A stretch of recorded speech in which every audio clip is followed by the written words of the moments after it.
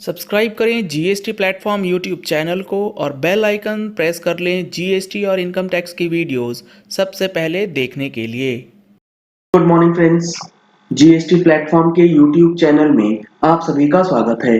जी हाँ फ्रेंड्स, 6 अक्टूबर 2021 को दो सर्कुलर्स इशू किए गए हैं जिसमें रेट और एग्जम्पशन से रिलेटेड क्लैरिफिकेशंस दी गई हैं जो कि काफी ज्यादा कंफ्यूजन जो है लोगों में क्रिएट कर रहे थे।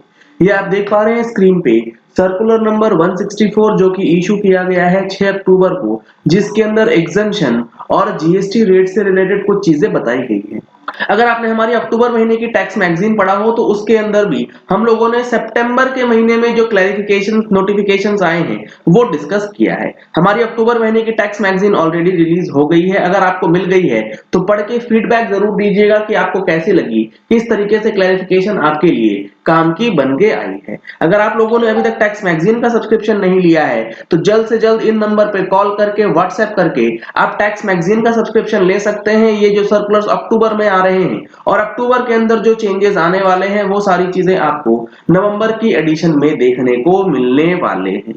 अब देखिए यहाँ पर सबसे पहले बताया गया है कि सर्विसेज बाय क्लाउड किचन जो है उस पे जीएसटी कैसे लगेगा। यहाँ क्लियरली बता दिया गया है, it is clarified that the services provided by way of cooking and supply of food by cloud kitchens और central kitchens are covered under the restaurant services. यानी कि ये सर्विसेज रेस्टोरेंट सर्विसेज की कैटेगरी में आएंगी और उस पे 5% का जीएसटी लगेगा। सबसे इंपॉर्टेंट है without ITC, input tax credit आपको नहीं मिलेगा। पॉइंट नंबर 2 है supply of ice cream by ice cream parlours. इस पे जीएसटी का ट्रीटमेंट किस तरीके से होगा। It is clarified that where ice cream parlours sell already manufactured ice cream and do not cook or prepare the ice cream for consumption like a restaurant, it is supply of ice cream as goods। यानी कि अगर आप ice cream बना करके manufacture करके नहीं बेचते, आप खरीद के लाते हैं, ट्रेडिंग करके बेचते हैं, तो वो माना जाएगा supply of goods and it is not a service और उसको सर्विस नहीं कहा जा सकता। Even if the supply has certain ingredients of service, अगर उसमें कुछ इंग्रेडिएंट सर्विस का है फिर भी वो सर्विस नहीं कहा जाएगा, उसे गुड्स कहा जाएगा क्योंकि आप ट्रेडिंग का बिजनेस करते हैं। Accordingly it is clarified that ice cream sold by a parlour और any similar outlet would attract GST at the rate of 18%। Restaurant के अंदर आइसक्रीम आप कुक करके मैन्युफैक्चर करके बेचते हैं तो वो सप्लाई ऑफ सर्विस की कैटेगरी में आएगा, उसका डिफरेंट रेट रहेगा।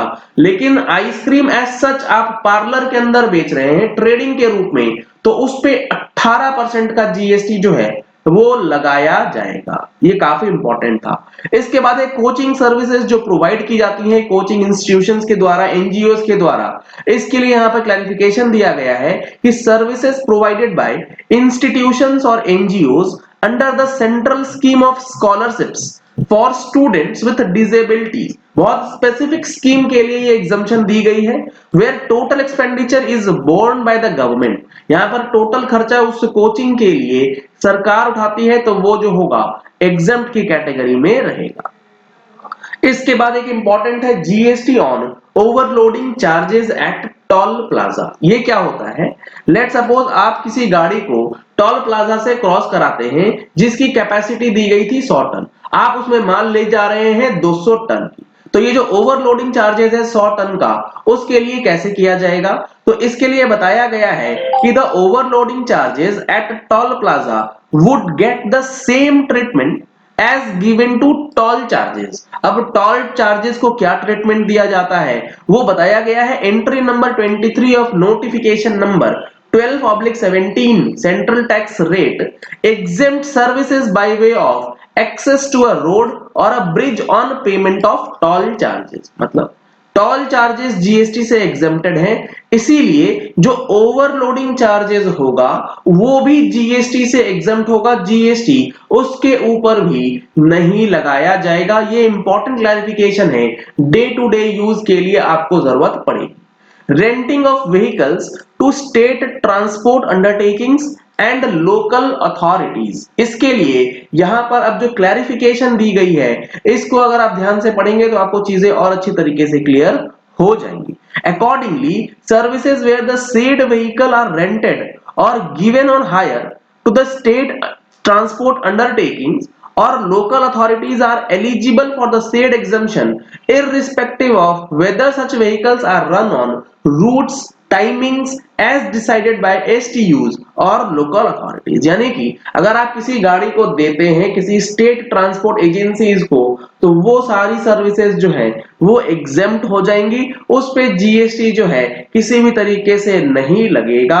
ये काफी इंपॉर्टेंट है, काफी लोग इस चीज को लेकर के कंफ्यूज रहते हैं। कंडीशन ये है कि स्टेट ट्रांसपोर्ट अंडरटेकिंग्स को या फिर लोकल अथॉरिटीज को ही आप गाड़ी रेंट पे या हायर पे दे रहे हैं तभी एग्जम्पशन जो है वो दी जाएगी।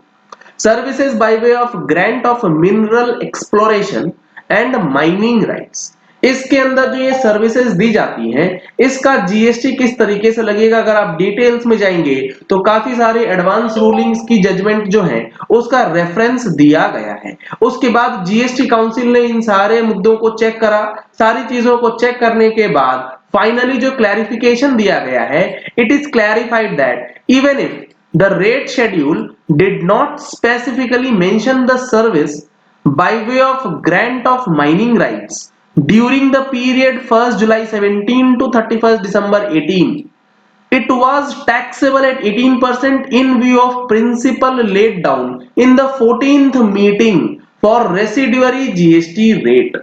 Post 1st January 19, no dispute remains as stated above। यानी कि यहां पर कंफ्यूजन कहां था, यहां पर कंफ्यूजन था 1 जुलाई 17 से लेके 31 दिसंबर 2018 तक। 1 जनवरी 2019 के बाद ऑलरेडी सेटल्ड है क्योंकि वहां पर एक आइटम एंट्री ऐड कर दी गई है, licensing services for right to use minerals including its exploration and evaluation के नाम से डाल करके।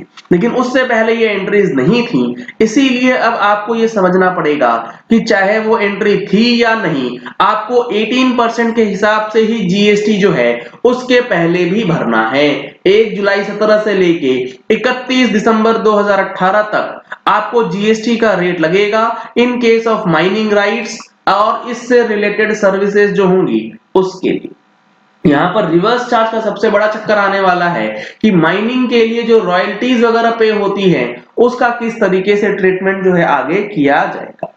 Admission to indoor amusement parks having rides वगैरह, जो पार्क्स वगैरह होते हैं उसके लिए किस तरीके से आपको यहां पर अब देखने को मिलने वाला है, तो क्लैरिफिकेशन यहां दिया गया है। It is clarified that 28% rate applies on admission to a place having casinos or race club।